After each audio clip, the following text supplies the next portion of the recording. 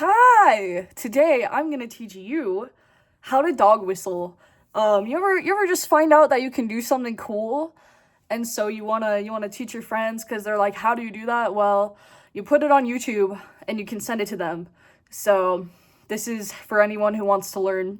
It sounds like this.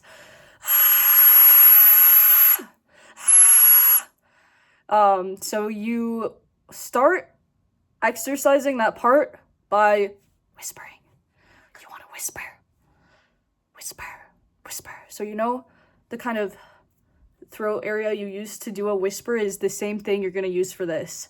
But you're going to basically scream when you're whispering. You're going to want to start with like a ah sound, all right? But you're going to want to do that without actually letting your voice out. So you're just going to want to use the air that it takes to do that. So you're going to basically whisper the word ah. So like practice with me. Okay? Good. I assume you did that. Okay. Now you want to do it, but get loud. Okay, get loud. Ready? 3, 2, 1. You want to just scream that shit out.